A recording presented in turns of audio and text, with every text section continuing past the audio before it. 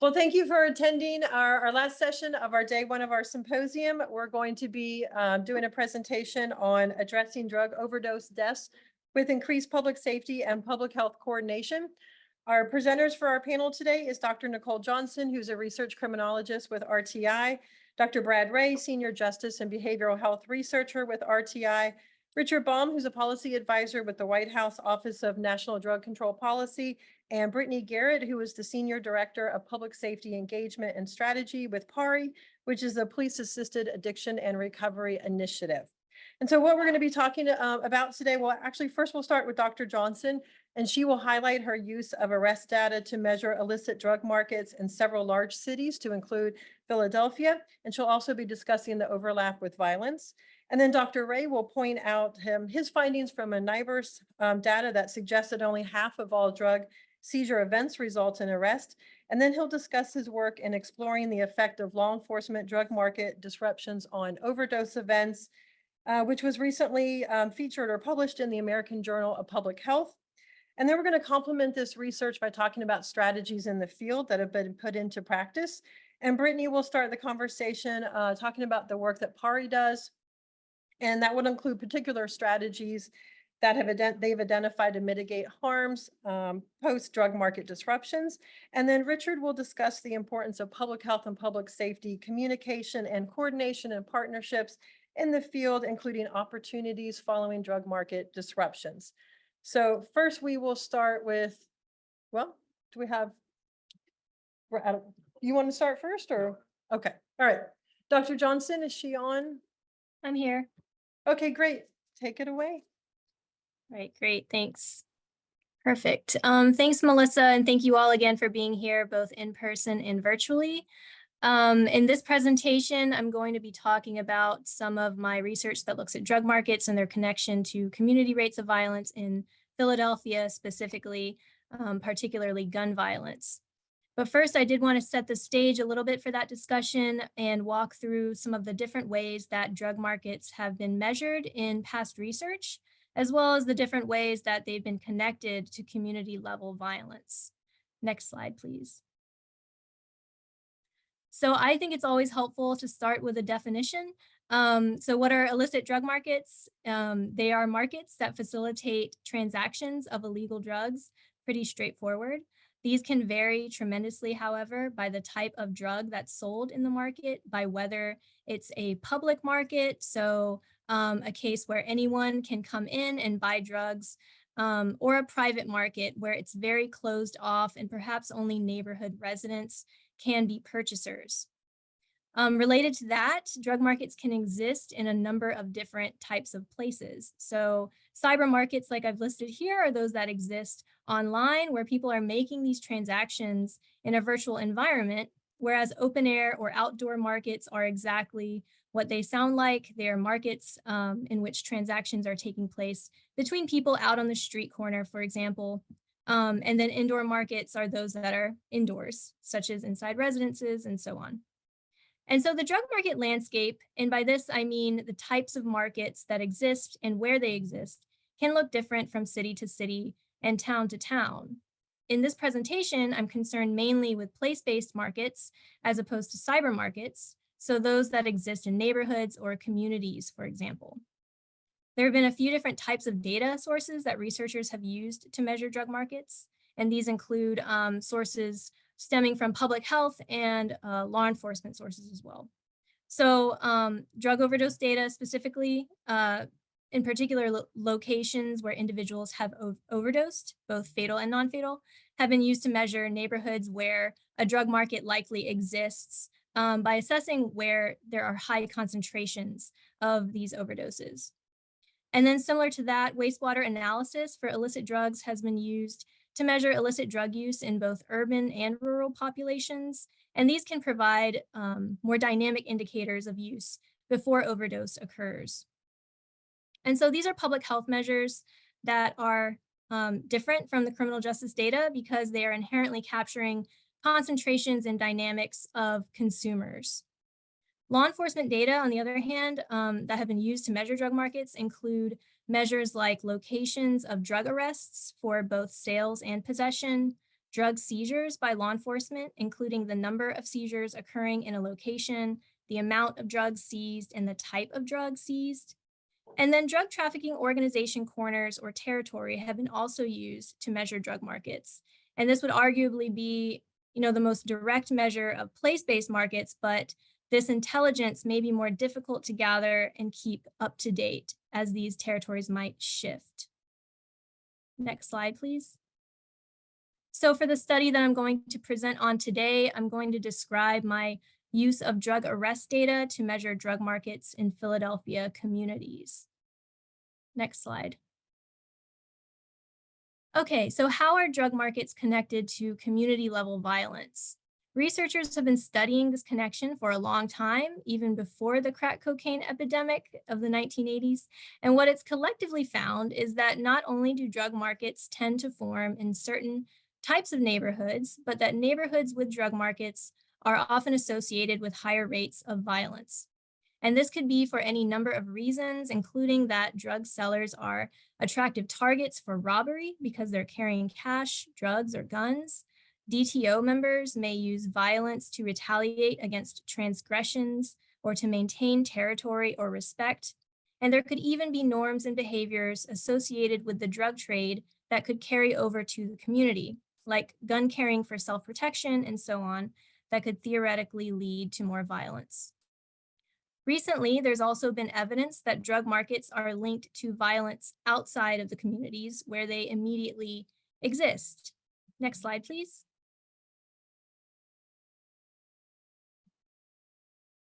So to give a quick example of what I mean by this matrix on the left-hand side of the slide represents a series of neighborhoods. And the neighborhood in the center with the star is one that has a drug market. And you can see the red dots are indicating shootings within that same neighborhood. Next slide, please.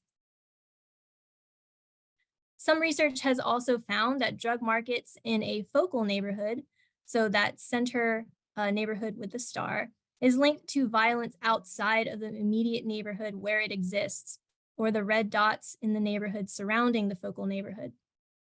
So then we can ask what leads to this spillover in violence. Next slide, please. And the answer is the movement of people, right? So people are moving around constantly. They don't restrict their movements to a single neighborhood. Next slide, please.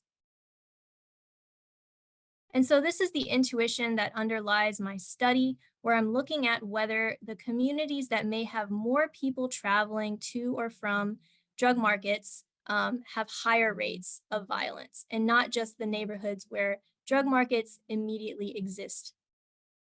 Next slide, please. And so like I mentioned, I'm looking at Philadelphia drug markets specifically. Philadelphia is, I believe, the 6th largest city in the US in terms of population size. It's got high levels of drug activity and gun violence, as exemplified by this New York Times Magazine article on the slide. And so for this study, I conceptualized neighborhoods as census tracts. Next slide, please. So I pulled from a variety of data sources for this study. To create a measure of drug markets, I rated the total number of drug arrests per tract population. And then I considered the top 10th percentile in that distribution as a, quote, drug market neighborhood. And so you can see in the map on the right-hand side of the slide that the red dots represent those tracts that had the highest levels of drug arrest rates per the population of that tract. And so I wanted to see how these drug markets were linked to fatal and non-fatal shootings at the tract level. And I got this shooting data from the Philadelphia Police Department, who makes this data publicly available. And then to understand whether there were more shootings in neighborhoods that had a lot of human movement to or from drug market neighborhoods, I used cell phone mobility data that I'm happy to talk about separately if there are questions about that. So for the sake of time, I'm going to focus on results from a descriptive analysis of shootings in drug market neighborhoods and in neighborhoods that are socially connected to or from drug markets. So where neighborhoods are sending or receiving high volumes of people to or from drug markets. Next slide. And so here I'm showing a comparison of shootings in tracts with and without drug markets. You can see that the drug market tracts in the dark blue bars had roughly 10 shootings on average in both 2018 and 2019, and the non-drug market tracts had about 3 shootings on average for both of those years. So a pretty stark difference in terms of the levels of gun violence. But what about gun violence in tracts that are more socially connected to drug market tracts? Next slide, please. So this graph shows levels of gun violence in tracts that had a lot of travel from, to, and both to and from drug markets. I do want to point out that this graph is showing average shootings per tract in a year quarter, not in a year as in the previous graph. So this is over a 3-month period in 2019. Next slide, please. And I think an important takeaway from this is that we do see an acceleration of violence in those communities that have both a lot of residents traveling to and from drug market tracts. So the more socially connected through human movement in and out of drug market tracts seems to link to more gun violence in those tracts. Next slide, please. So in sum, I think that this work finds evidence that drug markets are linked to violence, both internally to the communities where they exist, but also in communities that are socially connected to drug markets. Ultimately, I think this demonstrates the utility of taking a broader perspective on how drug markets are linked to community violence by accounting for social connections between communities.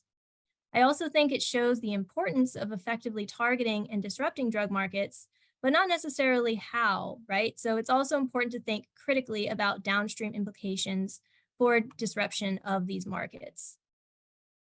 Next slide, please. So at the outset of this presentation, I talked about the different measures of drug markets that have been used in the research. Something that we know from national crime incident data is that drug arrests do not represent the full scope of activity within a drug market. And in fact, only a portion of drug seizures result in an arrest, as you can see in this pie chart on the right. Drug seizure data can get us closer to a full picture of drug market activity. And next, you will hear more from my colleagues who's leveraged such data in his work that he will talk more about. Thank you.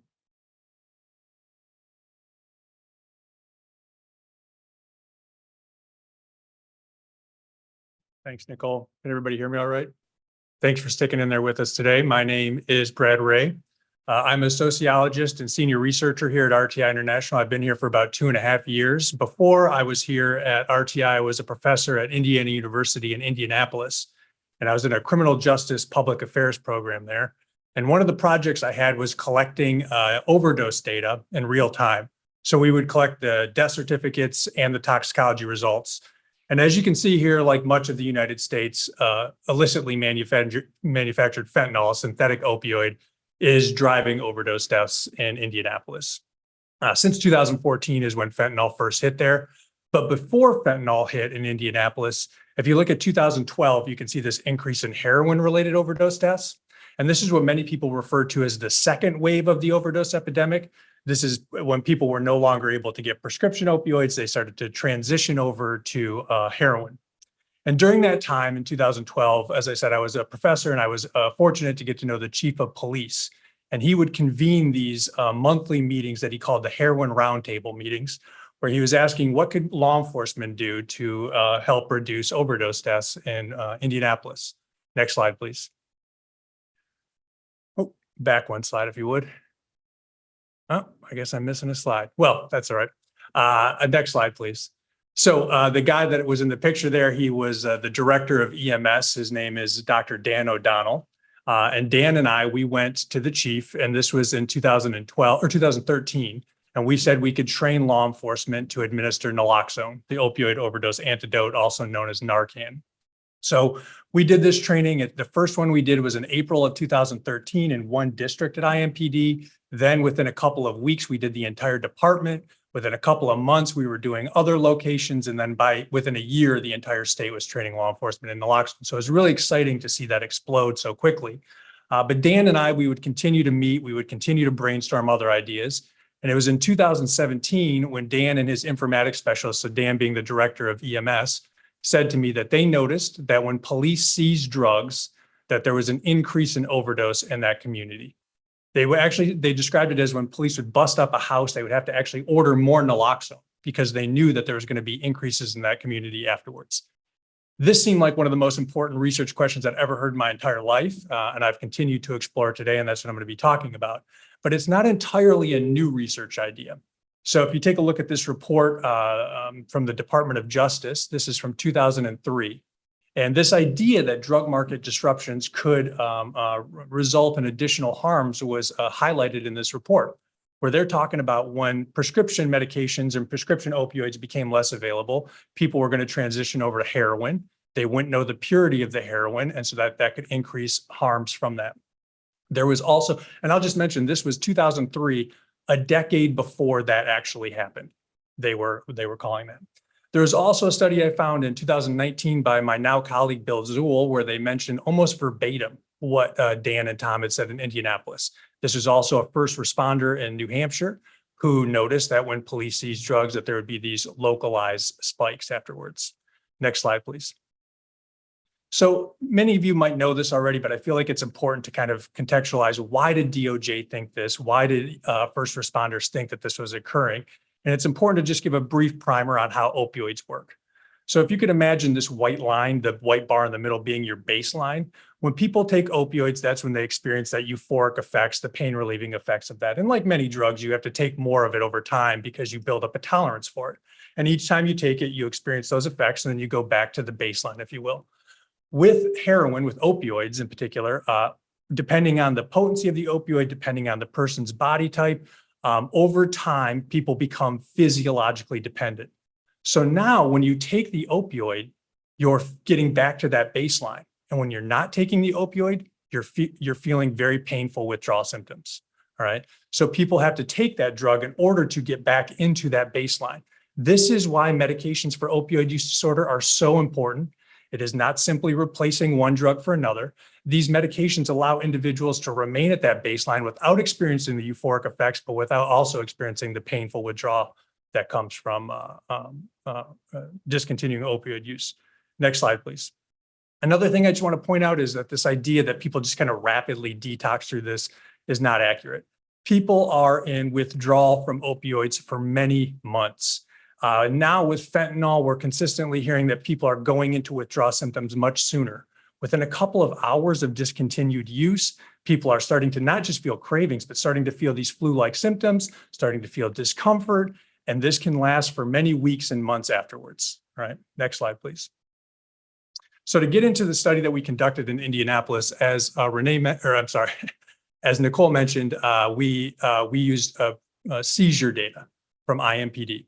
So the reason we went after seizure data is other people I knew had studied this, they had looked at like the number of seizures within a month or a year, and then the number of overdoses afterwards. I really wanted to answer Dan's question of what was happening in the community.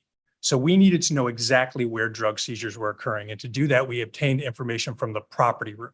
The property room has information on when and where the drugs were seized from and what the suspected drug was. And I want to say that is a limitation of this study. None of the drugs went through confirmatory testing. If police logged it into the property room and said it was meth, then we treated it as meth in our analysis. And so we had 2 years of data from IMPD to do this study. Next slide, please. So, there you go. So there's about 20,000 pieces of drug-related property in that data set when we first got it. Many of them were paraphernalia. It is a felony to possess a syringe without a prescription in the state of Indiana, so we removed those. Many were cannabis, some were part of controlled buys. Some happened at the airport where we couldn't have seen the effect in the community around, so we removed those as well. We were left with about 2,000 opioid-related seizures and 3,000 stimulant-related seizures, which is primarily cocaine and methamphetamine. Then as our outcome, we looked at both fatal and non-fatal overdose. For the fatal overdose, we used the death certificate data that I described at the beginning, which had the latitude and longitude and the time of when the injury occurred where the body was found. Then we also used 2 measures of non-fatal overdose data. We could have done, data like ED data, but again, we wanted to look at the effects in the community. So one of our measures was all overdose calls for service that EMS responded to, plus all of the events where naloxone was administered. These are not always the same thing. Then we just looked separately at those where naloxone was administered. And again, we had the latitude, longitude, and time of each of these events, and you can see the frequency of them there. Next slide, please. So I did not do the analysis for this particular study. It was my colleague, Dr. George Moeller. He created what's called a pre-post NOx test, which is just above my intellectual pay grade. But I have done a lot of presentations of this work, and I've gotten pretty good at presenting it, and I've created these figures to help me with that. So you can imagine any city that you might imagine, you can imagine taking a circle of 100 meters and putting that on a map of that city to see how many overdoses occurred within that 100-meter radii. We had 3 of those, 100 meters, 250 meters, and 500 meters. What we essentially did was we centered that circle around drug seizure events. So now we're asking how many overdoses occurred around the drug seizure. Next slide, please. Then we added a temporal component. So now we're asking how many overdoses occurred 7 days before that drug seizure and how many overdoses occurred 7 days after that drug seizure. And then we created larger spatial temporal radii as we go out. So you can see 14 days at 250 meters, 21 days at 500 meters. And what the test does is it looks to see whether or not there is a statistically significant increase or decrease in the number of events in that space-time parameter. Next slide, please. So I have a bar chart after this that is a little bit easier to interpret, but these are the results of the NOx test. And what I do want to point out there is that we looked at both the opioid-related and the stimulant-related seizures separately, even though sometimes they did occur together. We looked at them at each of those space-time parameters, so 7 days at 100 meters up to 21 days at 500 meters, and we look at them across all 3 of those outcomes, so fatal, non-fatal, and naloxone administration. And if you were to follow the asterisks along there, which indicates statistical significance, next slide, please. What you would see is that across all of the opioid-related seizure events, we found a statistically significant increase in the number of fatal overdoses and the naloxone administered. We did not find that same effect for stimulant-related seizures. The main finding that we talk about from this study, kind of the most shocking finding, was that fatal overdoses more than doubled at that small space-time parameter at 7 days and 100 meters. Next slide, please. So this is our hypothesized mechanism. This is what we think is occurring. We did not test all the parts of this hypothesized mechanism. This is what we hope to do in future research. But essentially what we're suggesting is that when somebody has a drug merchant, somebody that they're buying drugs from regularly, you have a sense of what you're going to get. You have a sense of what you can expect. You have a sense of how much you can dose yourself. Once that person is removed, people have to go find drugs, opioids in particular, from somebody else, or they will go into the painful withdrawal symptoms that I described earlier. In that period, when they go to find that new person and they do identify a new merchant to buy drugs from, they have no idea what they're about to get, none. And if they've had to spend some time doing that, well, now their tolerance has changed. So now they have no idea how much to dose themselves on. One of the things I've come to realize when I go around and talk about this study is that I've heard people at federal levels describe that about less than 5%, that law enforcement knows about less than 5% of the illicit drug market. And this reflects when we go around and we do interviews with people who use drugs in different cities, we very often hear there is no shortage of supply. And in fact, drugs are cheaper than they've ever been, is what we hear. So people go out, they find a new supply, they have no idea what they're getting, they have no idea how to properly dose themselves, and this increases their risk of overdose and death. So I'm going to turn it over to Brittany, who's going to talk about some of the actions that law enforcement are taking across the U.S. to try and mitigate the harms from this unintended outcome. Brittany? Thank you, Dr. Ray. If everybody can hear me, I appreciate that. First of all, I have to say I'm a former law enforcement officer, and I know, especially at first when I met Dr. Ray and we started talking about a lot of this research, at first I'm like, wow, I never thought about the unintended consequences for seizing drugs. And so it was such an interesting topic to start to explore in my capacity with the Police Assisted Addiction and Recovery Initiative. I'm really excited to talk about how, especially from a law enforcement perspective, what we can do to step into that and some of the the really amazing programs and ideas that are out there right now and working currently to kind of put this to the test in real time. If we could go to the next slide, that'd be great. And we'll go ahead and go to the next one. Thank you. So just a little bit of history about PARI for those who may not know about our organization. We are the Police Assisted Addiction and Recovery Initiative. We're a national nonprofit that was founded out of the Gloucester, Massachusetts area back in 2015. The original, before PARI got started, where this really began was the local police chief in Gloucester, Massachusetts, had some community meetings and realized there was an increase of overdose deaths in the area. And really there were community cries for something to change. The chief of police said, we're going to change the way we do things. Starting on June 1st, anybody can walk into our police department. We're going to help them with what they might be struggling with. We're going to get them connected to recovery coaches to support in the system and get them connected to treatment and harm reduction materials. It was a really, sort of radical idea back in 2015. And really they were just getting started with it. But what they found out was immediately there was an influx of other agencies wanting to know how this was working, how they could get started, what could they do to be a part of it.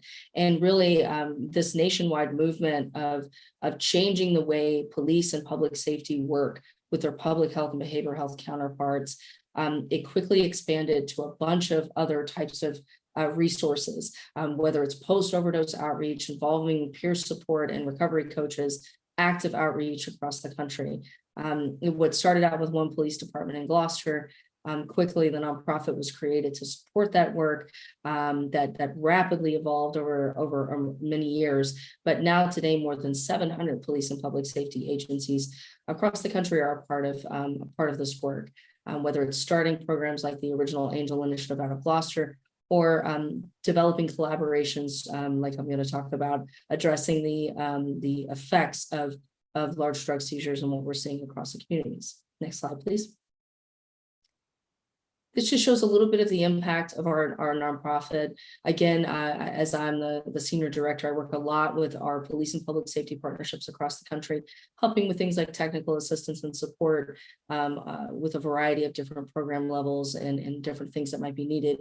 But additionally, we work a lot with agencies, making sure, especially in the beginning, Narcan access, being able to get funding earmarked for this work, holding a national law enforcement summit to elevate this the work that's already being done and best practices across the country that we're seeing in the field of deflection and diversion. This is just a little bit about what we're doing currently. Next slide, please. I like to show this is really to set the scene that where this work and these collaborations between police and public safety really have been started to collaborate across the country. We've seen it from whether it's self-referral, like we're talking with the Angel Initiative, all the way to co-response or hub situation tables that I'll talk about in a little bit. But really the nexus of this is that collaboration and the importance of that, to be able to listen to the researchers and understand, what they're showing, but then make it into practical next steps so that we can inform processes in the field in real time. And that's what we want to see when we're talking with agencies. A lot of times we're talking with chiefs of police or fire departments or different organizations, and they know there's a problem. They're trying to figure out what can they do on their end. How can they create these collaborations? How do they work with partners that maybe they have never worked with before? I'm going to talk a little bit about some really amazing collaborations. And the first thing I'm going to talk about is really a program from the CDC called the Opioid Rapid Response Program. Next slide, please. And it's really a great way to kind of springboard the mentality of what Dr. Ray was talking about, of what we're seeing in the legal drug market disruption. The ORRP is an interagency coordinated federal effort to help mitigate overdose risk among patients who lose access to prescribers of opioids, medications for opioid use, just other controlled substances. This became a formal program by the CDC in 2020. It was a partnership with the Office of Inspector General within the Department of Health and Human Services. In 2021, the DEA, Drug Enforcement Administration, formally implemented the same protocol to collaborate with ORRP on all actions that could disrupt patients' access to opioid or other controlled substances. And what the CDC doesn't participate in any active law enforcement investigations or anything like that. But what they're doing is being able to collaborate and serve as conduits of information between the federal law enforcement and state health officials, so that information is shared quickly with those at the state and local level working to prevent overdoses, about a law enforcement action that occurred in the field that could unintentionally lead to increased overdose risk for some patients. Next slide, please. So why are patients at an increased overdose risk? I know Dr. Ray talked to this briefly, but what we're finding is really that when someone is receiving long-term opioid therapy for chronic pain and they abruptly lose access, typically because of a law enforcement action or regulatory action, maybe it could be a clinician retirement or sudden death, and that discontinuation of that therapy has been associated with adverse health events, including mental health crises, overdose events, and overdose death. So really with that knowledge that we know that people have higher likelihood of potentially suicidal ideation, 2 to 3 times greater odds of dying by suicide with people without pain, and ultimately just real long-term risks of abrupt continuation or tapering of opioids, then we need to do something about it. And really that was the first step with this collaboration with the DEA, that we know that they're in the field with these really active cases and have the ability to connect and pass the baton to ORP for these really important collaborations. At the same time, what was also found is that many studies and those kind of anecdotal experiences showed that that these patients often had trouble accessing a new healthcare provider for a variety of reasons. Clinicians may be fear of scrutiny that by regulatory agencies if they begin prescribing more opiates to patients. They may not feel comfortable treating someone who's been in the situation before. There's stigma, there's all types of issues that might lead to this. And ultimately, something has to be done in order to be able to connect to the people that are struggling and be able to get them connected to resources. Next slide, please. This is the workflow of what ORRP does, their notification and coordination process. You can kind of see it here that really it's federal law enforcement alerts the ORRP after an upcoming or after recent action, or if there is an upcoming action that they can notify them on. ORRP works with law enforcement to assess potential risks to patients. They deal with the information disclosure timeline. They notify their contacts in the state that can provide resources and support. They also mediate communication and coordination with federal law enforcement and state public health partners as needed. And then those state and local response partners implement mitigation activities. Really, this is truly thinking about passing the baton to these resources. And when they're investigating a clinician who prescribes or other controlled substances, they're at their point when they can notify them and be able to pass this information along, which is really, really critical. The ORRP typically has 2 to 3 trusted contacts per state that they can get in contact with to provide some wraparound support, which is really, really important. And they have since handled more than 225 notifications from law enforcement. And to be very clear, because I know that when I first started talking to some narcotics officers about this work, they were like, well, how do they do this and worry about information and sharing information and being sensitive with that? To date, they have not compromised a single law enforcement investigation or agent's safety. I think that's really critical to hear. And across these other parts that we will be talking about, that there's not been any information that any of the sharing of information about the location, about what's going on, and to get that support has provided any sort of issues with law enforcement investigation. Really, it's critical to have trust established between the partners. And there's a variety of reasons of certain information cannot be shared. Oftentimes the CDC can't share providers' names or exact locations until after an action has taken place. There's HIPAA, there's lots of other things going on, there's law enforcement investigative things, but just to be very clear, there's not been a single compromised contact or investigation during this. Next slide, please. So really what happens when that baton is passed? Sometimes there can be on-site support from ORRP, but really there's coordination with law enforcement to really get to patient education and resource information out there, coordination with local health providers, health system and payers, so that they're aware of what's happened and that they can hopefully wrap around services for people that are seeking help. notifications to emergency departments, federally qualified health centers, a variety of different organizations, harm reduction organizations, peer specialists, to be able to wrap around that care. And also clinical champions statewide that provide that gap that might be there after a drug market disruption. I encourage you, if you're looking for more information about this, there's a link included on the slides. I'm sure the slides are available afterwards, but please check that out. And you can also email orrp@cdc.gov to get more information. Next slide, please.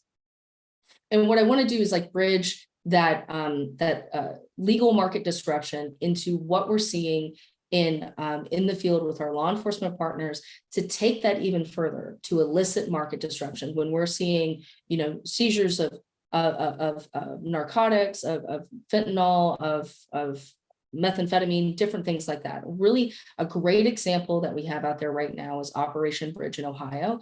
It stands for Bridging, Recovery, and Interdiction Data Gathering Enforcement. They've recently started this organization. They're doing some amazing work across the state of Ohio, and this was developed through the Ohio Department of Public Safety and law enforcement initiatives. And really they have two cornerstones: interdiction and significant arrest notification, which is the first one, which is really notifying local outreach programs that a drug dealer has been arrested or a large quantity of drugs have been diverted from the community.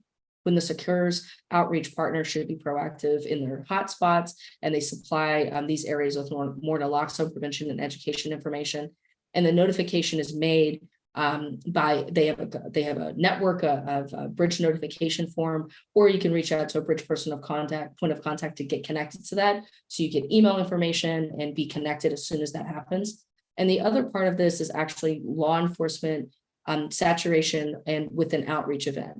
So when they have very large interdiction events that they are really focusing on getting drug traffickers and getting those drugs off the street. At the same time, state and local recovery resources are creating outreach teams, develop and coordinate with current outreach teams to assist people who are suffering from substance use disorders.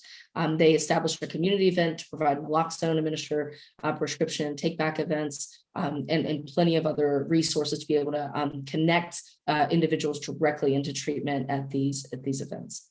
Next slide, please. Really what they've had these really amazing collaborations with the Ohio Narcotics Intelligence Center to be able to get the right information and be able to connect people directly to those resources. This is just an example of some accomplishments that they've had to date. Again, they're still branching out and doing more counties, but they've had 86 counties that have participated. They've engaged more than 1,300 community members. And what we've really seen is this referral to treatment aspect on these events, that they've had 177 referrals to treatment. Again, alongside exactly what the philosophy of what Dr. Ray's research is showing, that we know that there can be an unintended consequence. How can we connect people to resources and really be able to not only deal with the supply side of it, but we can deal with the demand at the same time. And really, to me, it comes down to smart policing. As a law enforcement officer on the street, seeing this every single day of my career, I wanted another option. I wanted other resources that I felt like, very much it was the same situation over and over again. We take drugs, and the same people or someone else has replaced them in one day.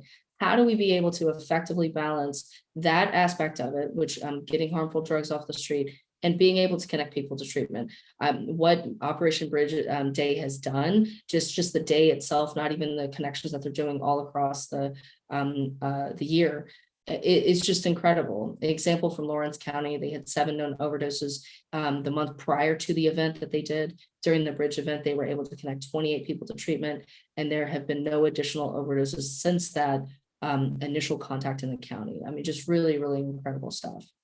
Next slide, please. Big takeaways from this, really, Dick Meadows, who's the task force outreach coordinator, his information's up here. I encourage you to contact him. You're welcome to contact me too if you have any information on it. But really what he has said is that having the right people in place to be able to communicate with law enforcement and outreach is really important. It's not intuitive in law enforcement to have these conversations. So we really have to change the way we communicate and creating that trust with our outreach partners to know that this information is really going to help people and the why behind it. Having local judicial systems on board is really important. You have to, really be proactive on it. The idea is you want to prevent future overdoses as well. So being proactive is really important. Anytime that, outreach should be involved, anytime a disruption in the supply is there. They're working on coordinating with more deliberately with the different outreach teams across the counties to make it a seamless system. And so hopefully by maybe next year, we can have an even bigger update about what they've been able to accomplish. They've been working with approximately 10 deflection teams with goals to have all online by the end of the year. Another piece of this was really their impact on human trafficking that they actually didn't expect.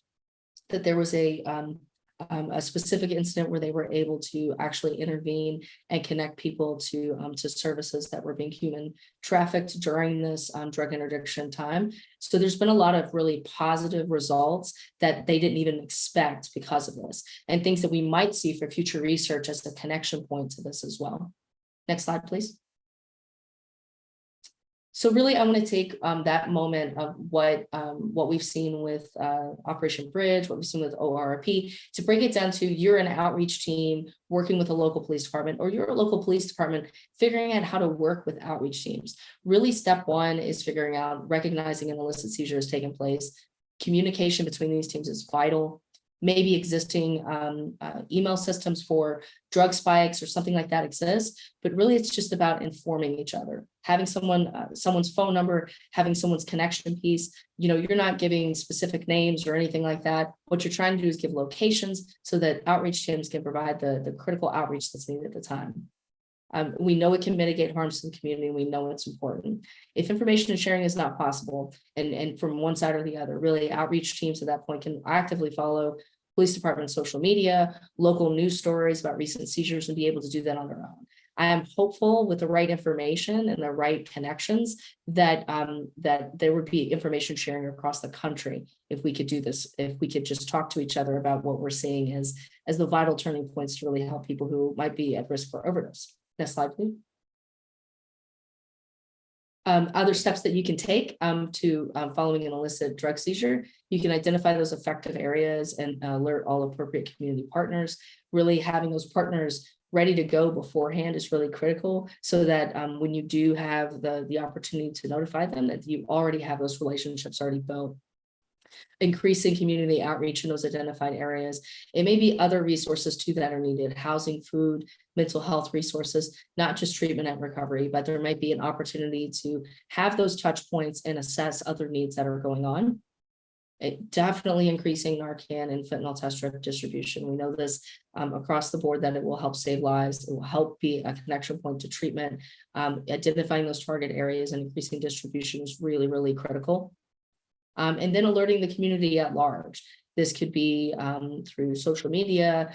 This could be on the regular news. It could be from flyers. I'll show a few examples in a minute, but really getting that out there, and that public announcement of what even the supply might look like could be important for people to make better decisions about their use and changes of patterns. Next slide, please. Here's examples of flyers from the OORP program, but it can also be adapted for legal or illicit drug market disruptions as well. Just really being clear what's happening, what should I do, or what should I do if my family member, might be struggling now because of this disruption. What are my risks, my family's risks, and who can I call for help? These are great examples of it. I encourage you to think about these and take them back with you. Next slide, please. And another example is just what to do as a draft media line that could be really important to be able to send this out. And you can access local treatment options in your area. This is something that that was collaborated with Dr. Ray as well, being able to get this right language. Something really simple that as a police department is taking pictures with them with all the stuff that they seized, and they're going to call the media anyway. Put this in the article. It's really, really simple. It's something that just gets people thinking, gets families thinking when they're thinking about their loved ones, especially. Next slide, please. I know I only have a couple of minutes, but I wanted to talk about a couple of other unique ways that departments and these collaborations are using data, police data, to be able to help people in the community in a new way. I want to give a shout out to the Winthrop Police Department and Public Health Collaboration in Massachusetts. It's a collaboration between those units, recovery coaches, resource coordinators, domestic violence advocates, and community partners. It was established in 2014 because of the opioid epidemic, but it's expanded to much bigger to address a lot of larger issues. And really, they're using public safety data to identify those in the community who may need support services, not just on the side of just interdictions or increased risk, but for things like domestic violence and anything that's really aimed to improve the quality of life to individuals and families in the community. Lieutenant Sarko Jajarian, who is in charge of that unit, he has a great quote where he talks about using this data to make matters for public health instead of a case for court. It's really, really incredible what they're doing there. Next slide. Here's some of their goals that they have, and it's really about trying to decrease, law enforcement's involvement in non-criminal situations, decrease ER visits, and really trying to get to the root cause and be able to connect people to care and treatment. Next slide, please. This is an example of how they typically use it. They're trying to address those problems impacting the community. They identify the concerns in the police data and then wrap around supports from resource navigators, recovery coaches, social workers, and they really continue that connection and that engagement with people who are at risk for overdose or for other issues in the community. Next slide.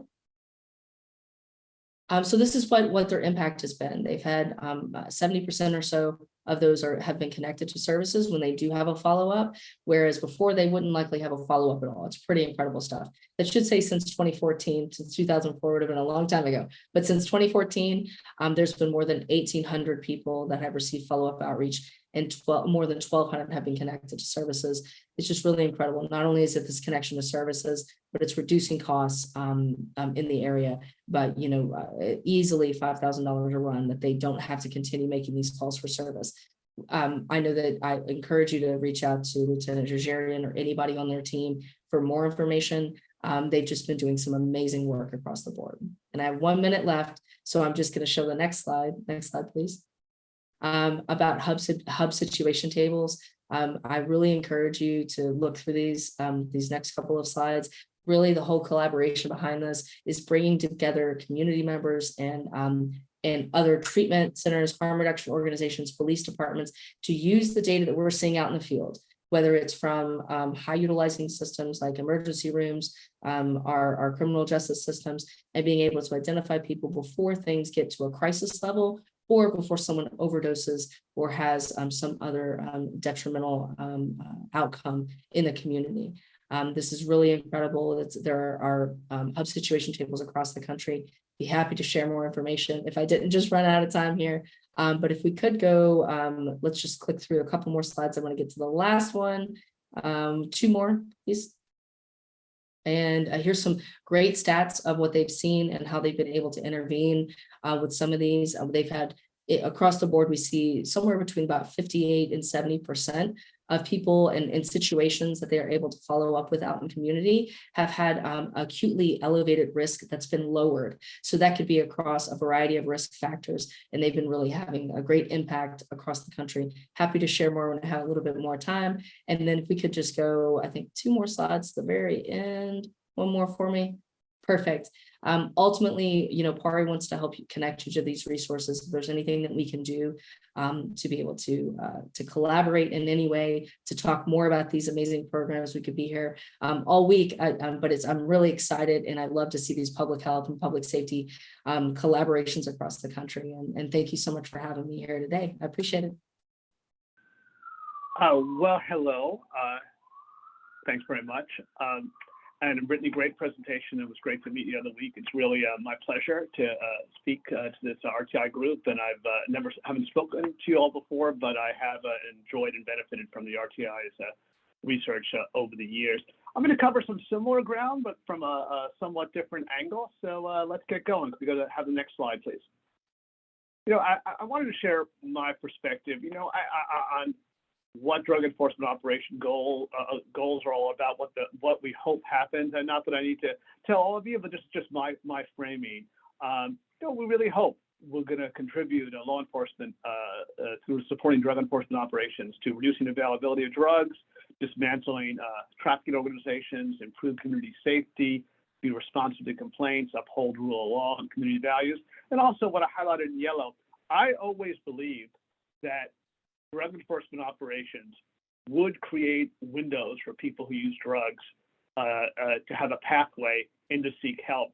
And I thought of it in terms of like a just-in-time delivery. Like if they could always get drugs when you went out to buy them, that was bad. But if it was an unstable market and you were in a difficult situation in finding a drug dealer, finding the drugs you usually take, then that would provide incentive to go and get help and seek treatment and try and get on the path to recovery. Next slide, please.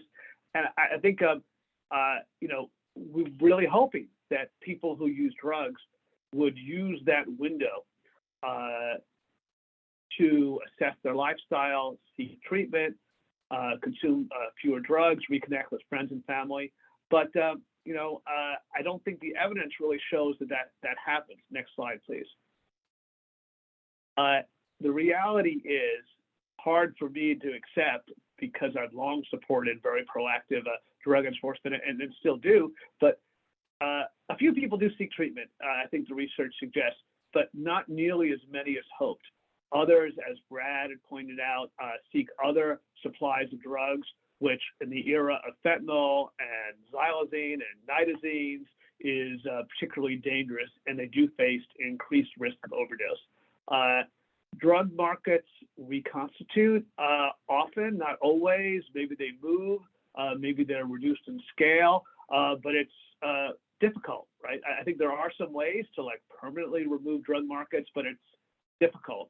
And I think there's an analogy to the situation after overdose, and telling you just how I saw it is that putting my own self in the shoes of someone who was close to death, turning blue and getting got reversed from naloxone, Narcan, that would be an epiphany that people would want to change their lives. And generally, it's not. It's not self-executing. It is a window, though. Next slide, please. As some others have touched on, but here's some data. There's just pretty low treatment demand between people with a substance use disorder, just in general. The National Survey on Drug Use and Health, which is on the left, projects a model pretty low. I appreciate the NISDA survey. I think a more accurate estimate of some of the peer-reviewed journal research I quote on the right there, it's about a quarter or so of people with an opportunity to enter treatment, to get medication for opioid use disorder, that want it, that will pursue it. And I think it's one of the biggest sort of challenges in the whole drug policy world, which is how do we get more people to proactively seek treatment, and why are they declining it? Next slide. The NISDA survey does ask people why they didn't receive treatment, and going forward in my presentation, I'm going to emphasize like how we can try and get more people after an interruption in the drug supply to take action to seek treatment. I don't want to say that it's easy. It's certainly not easy. And you see the not ready to stop using is 36.7%. That's the one below 15.8 that I circled. But there are other reasons which are sort of access and money, finding the right program, didn't know where to go. There are reasons, I think, to believe, based on self-reports of why people didn't seek treatment, that some type of sort of engagement and assistance in accessing the treatment would be of assistance. Next slide.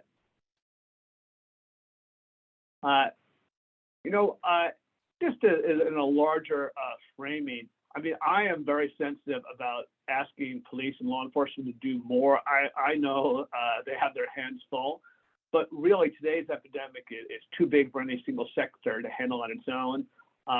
With the drug supply being so dangerous, I think there's a role both for police, for law enforcement, and for public health to collaborate to use every intervention opportunity, including after a drug enforcement operation, to get more people into treatment. And these partnerships. Let's go to the next slide, please. These partnerships between public health and public safety, they've been evolving. and growing. And you all know this. Obviously, police have long carried Narcan and reversed and saved thousands, tens of thousands of lives. Next slide.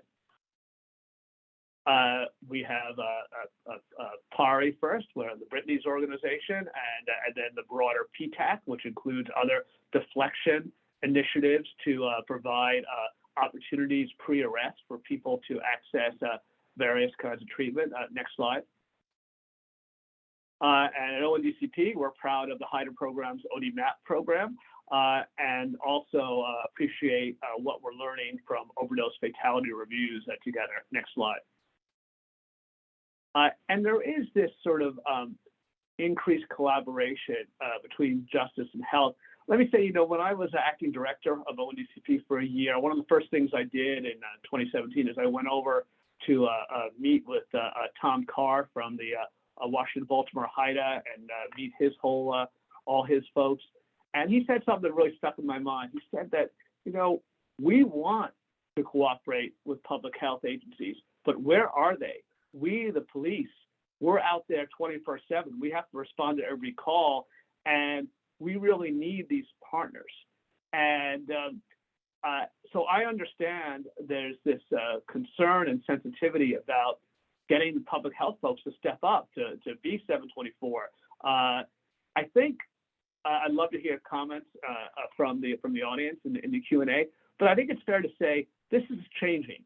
There's a lot more cooperation happening. Let's go to the next slide.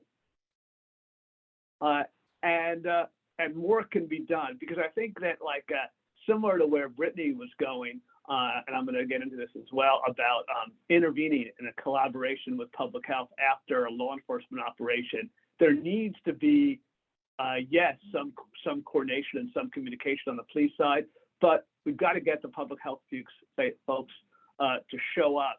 And what we really want to do is, I'd argue, take advantage of this window, of this market disruption, however long it lasts, and get people help. And that means not waiting for them to act on their own, but being present to facilitate, meaning having the police work to get the public health folks there so that they can get them on buprenorphine, give them a bridge prescription, hook them up with a treatment and recovery program if they want to go meet with harm reduction folks and get low threshold care, whatever, but being there on the ground where the people who use drugs live and seek drugs, and actually sort of facilitating their care, their help, and not waiting for them to seek it themselves. Next slide, please.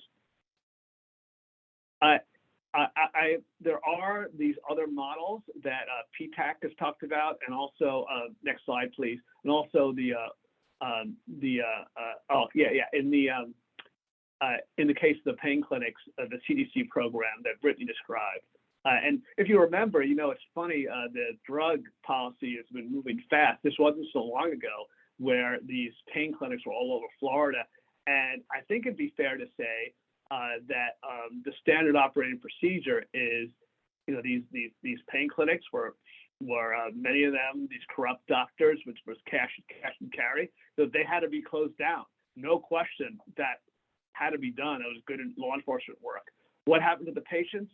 Not a lot of follow-up, kind of a note on the door where to go get your medical records. I think a lot of these people who were going to these clinics, they're a mix of people. Some may have had a legitimate pain problem or thought they did. Others really had a substance use disorder and needed treatment. Some may be drug dealers who were just getting the pills and selling them. But either way, I don't think at the start of this process, going back 7 or 8 years, there was really much of an effort to follow up. And I think, unfortunately, a lot of these people went from the pain clinic to the black market with bad consequences. Next slide, please. I'm not going to repeat what Brittany did a really good job in covering the ORRP program. There's just a quick look on something, how they operate. Next slide. I think the question is, again, that Brittany framed, but with a specific example, I'm speaking more broadly here, is this same type of intervention can be done, I would propose, and Brittany had a good example, with the illicit market. It does take some coordination and some work, but I think it's an important thing for folks to think about it, especially in light of Brad Ray's research about the risk of increased overdose after a law enforcement operation. Next slide.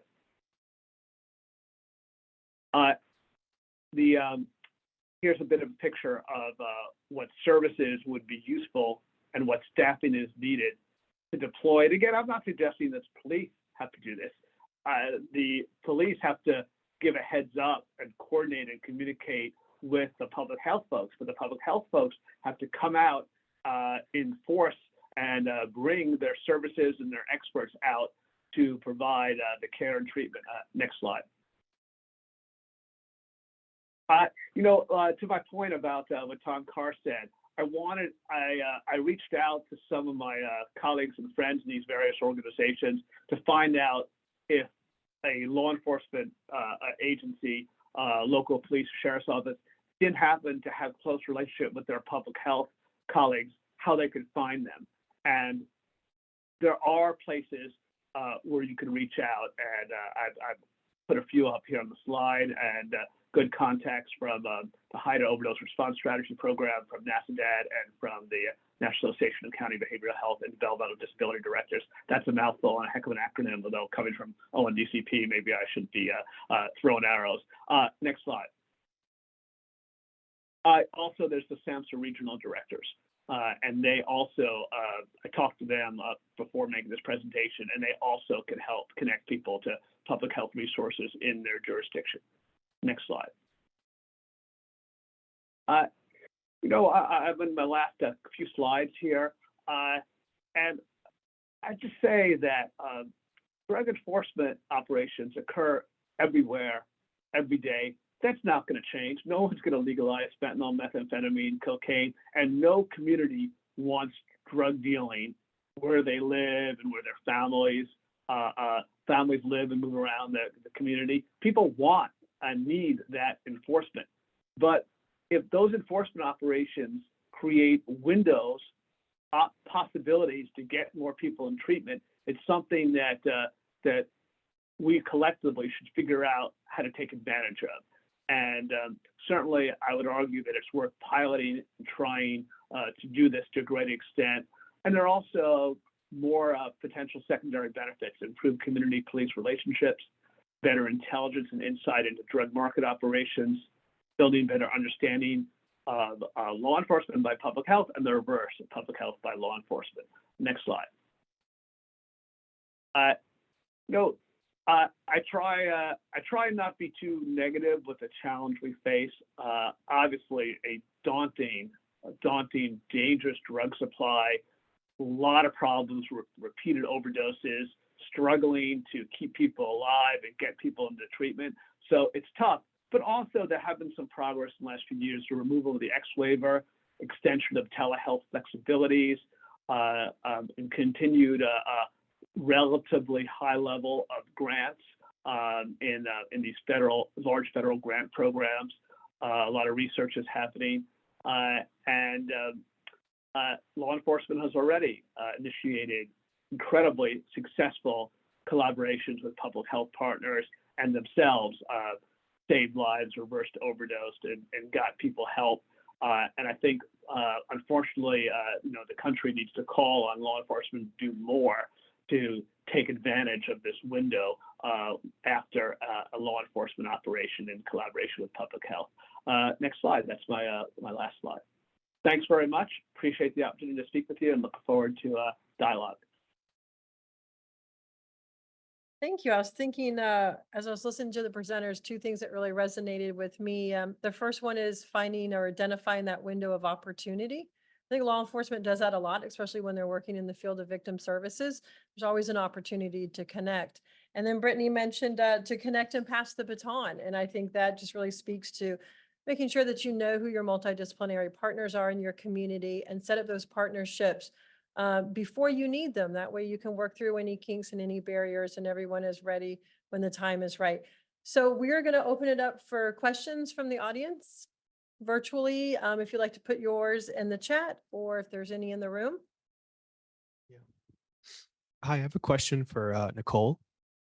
So mine is Mohammed. I'm a PhD student at UNC Chapel Hill.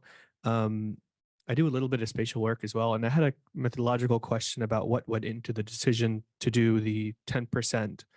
Like, why did you choose 10% as sort of the cutoff for a drug market neighborhood? Unfortunately, Nicole is not on the call anymore. She wasn't feeling very well and powered through that for us all, but we will get you in contact with her. Thank you for the question.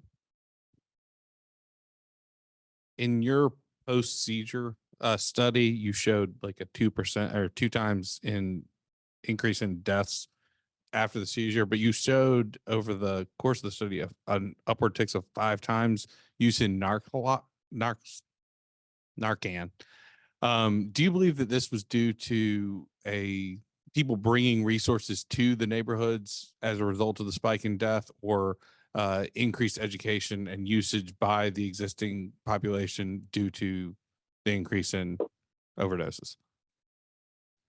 So you mean there was a large increase in the naloxone administrations by EMS? It didn't specify if it was by EMS or It by the was, person. yeah, Okay. sorry for that. Yeah, those are all EMS administrations of naloxone. So long story short, what the EMS director hypothesized was spot on. When there was these seizures, they did have to use more naloxone in that surrounding area.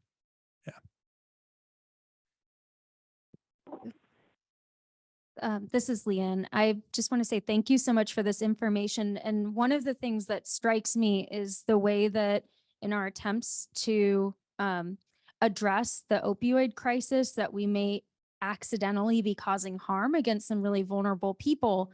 And these data are really interesting and helpful for us to understand cause and effect. And I'm curious what recommendations you would have for disseminating some of this information and how you might go about educating law enforcement agencies and leadership about these findings to adjust some of the policies that we have around policing. So I'll just say that we have actually done a very similar study to this years ago. And for probably 4 years now, I've been presenting these results in front of law enforcement anytime I'm invited and anytime I have the opportunity. I know I could go to other groups and get a warm, welcome and let's end the drug war kind of vibe. But I do think it's more important to give it to practitioners. And I think one of the, we talk a lot about diversion and deflection, but I think the other big D word for law enforcement is discretion. My hope is that by providing this information to law enforcement, they'll be able to detect when some of these events might happen and use their discretion to avoid them.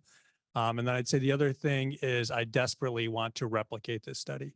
It's one city, which is a very unique city in terms of its drug market, in terms of its drug policies. So we're working right now to try and replicate this in different cities that have different drug policy landscapes. Brittany, do Can you- I just, Oh, Richard, go ahead. Yes. yeah, pardon.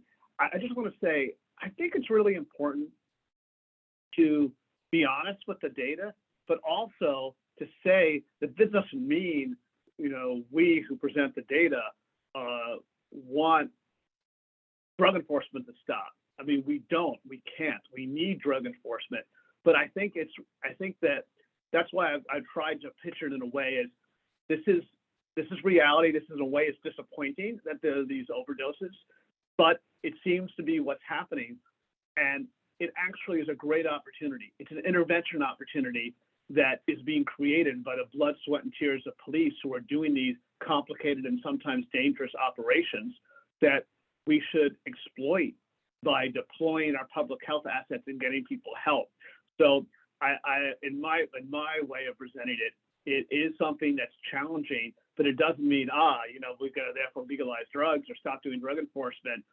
No, this is an intervention point that we can use and that we should use.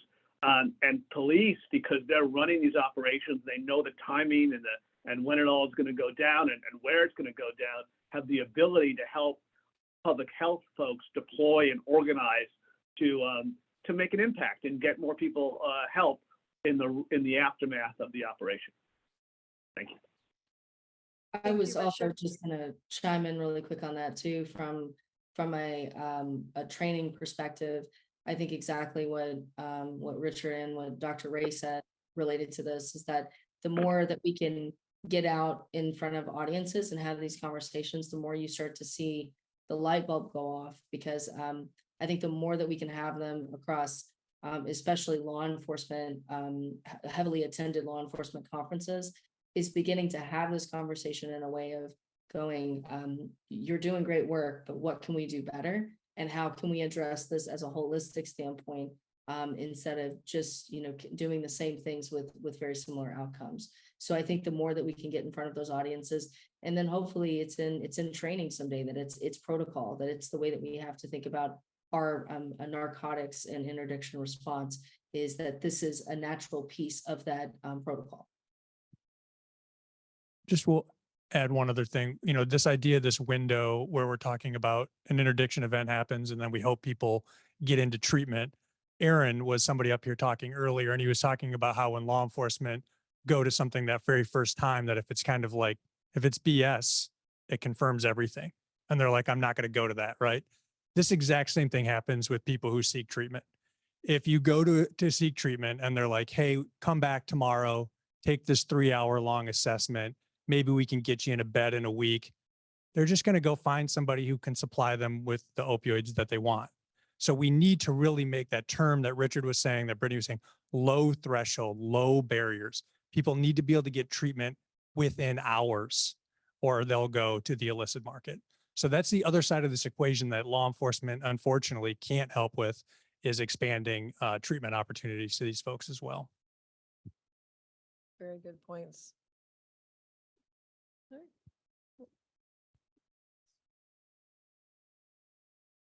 I believe this question is for Melissa, and I wanted to ask her about that cell phone mobility data and where she got it and how she got it.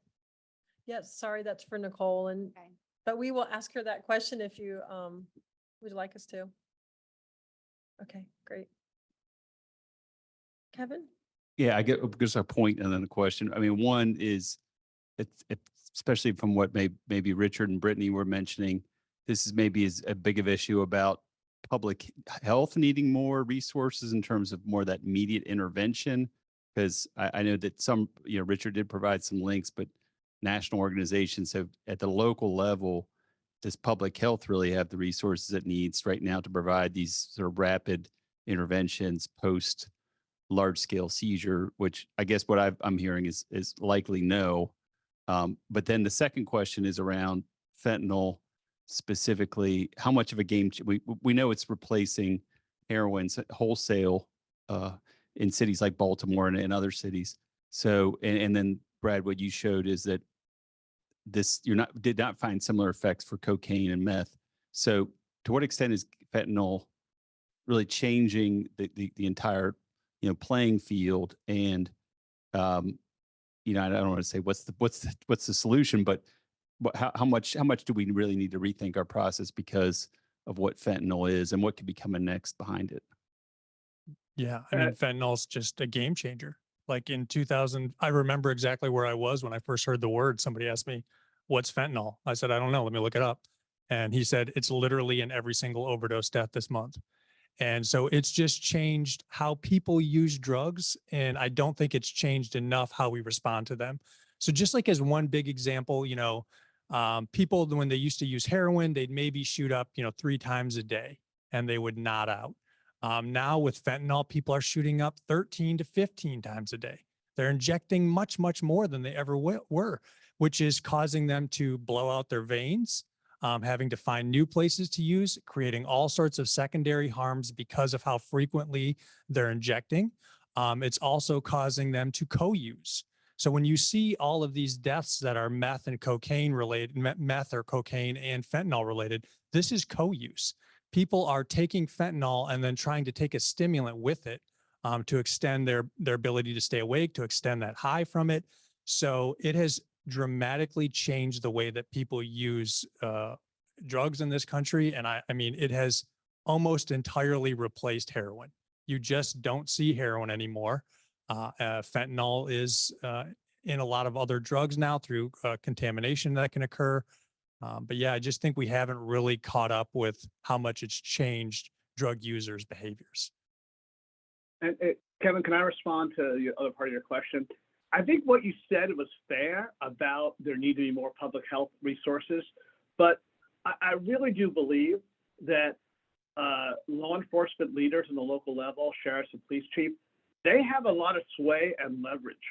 And if a police chief or a senior police lieutenant reaches out to a public health counterpart in a local hospital, a local medical center, I think their chances of getting some response, some deployment is pretty decent. And I know that's a bit of a field of dreams, build it and announce they'll come, but that's happened with treatment slots.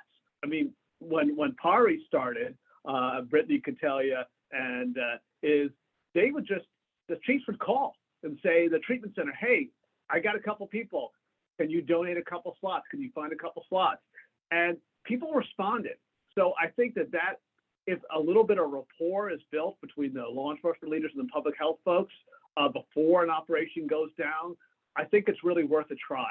And I think there are resources out there. Not enough, totally agree, but it's definitely possible. At the very least, ERs and the local health clinics, local harm reduction folks can at least be on notice that stuff is happening. So I really think it's worth a try and seeing if we can generate some response. Yeah, I agree with what Brad and what Richard said too. I mean, I think ultimately we have to work with what we have in our infrastructure. And what we're seeing a lot of though is just starting those conversations and saying, we know this is a problem. What can you do? What can you do to help this? And it could be one person from the public health department can get the Narcan for free. One person from a peer organization can provide that support. Maybe there's a care coordinator that could be there until these longer, more serious infrastructure things like long-term treatment beds can be fixed. Really, it could just be essentially down to harm reduction and access to medicines for opioid use disorder. That could be the critical turning point. And obviously, most chiefs of police are not going to know where to start with that, but it starts with having those conversations with the people who do. And it could be that simple couple of conversations that create those really life-saving collaborations that we're going to see, that we have seen in areas with very little resources across the country. Yeah, and I want to advocate for EMS responses too. Oh, and Tara, you have a question. Perfect timing. I could feel your waves coming to the front. It was actually more a comment. I just want to say we have 16 EMS agencies in North Carolina that are now doing buprenorphine in the field. And that is one of the two medications for opiate use disorder that's been proven to reduce mortality. So thinking about that as an option and how EMS and law enforcement and public health, I think, partner together. I mean, obviously that also helps people get to treatment, right? When they're not going through withdrawal and able to think a little more clearly. Absolutely. Thank you. Yeah, for folks that aren't aware of this, so now EMS, this is happening in North Carolina at a non-fatal overdose event. After administering Narcan, they immediately provide those individuals with buprenorphine, and then they can go fill that script afterwards. So it's a game changer. People are doing this across the country right now, and I think that this is something that we're going to see. Again, that's an example of a low threshold, low barrier way to get people buprenorphine. That's incredible. And I mean, I think that is, and I've said law enforcement a lot, but I certainly mean those public safety collaborations with EMS, with fire departments. That's incredible work. And that definitely needs to be a part of those conversations. So I love that you all are doing that. That's awesome. All right. Any other questions? We're good? Yeah, we have an online question. So the question is, are there any studies being conducted on the drug tranq or xylazine, also known as, if you're aware? Are there studies being conducted on it? On triangle. On xylazine? Oh, yes, many, yes. Trying to figure out what it is, trying to figure out how it's getting in the supply. I do think, though, the other thing that's happening a little bit in the, the general public landscape is right now, everybody thinks xylazine is in everything, and that's just not accurate. There is still fentanyl without xylazine in it. I work with a lot of syringe service programs across the country. Everybody that has wounds right now, they think that those wounds are xylazine wounds. So we do need to do more research on how to identify xylazine wounds. For those of you that aren't familiar, those wounds can be so severe that that they result in amputation. And it is almost exclusively that xylazine is being cut into fentanyl that we're seeing across the country. But again, it's not all fentanyl has xylazine in it. So I want to kind of caution against just straight panic there. Yeah. Yeah, and I welcome anyone who would like to learn a little bit more about the research on xylazine to check out RTI's website. In our health practice area, we have several researchers who have really been diving deep into that. Can I also add, CDC has a great resource page on xylazine. There's a lot the federal government has paid for. If you search CDC xylazine resources, there's a ton of stuff up there. Thank you. All right, well, thank you to all of our panelists today. Appreciate it.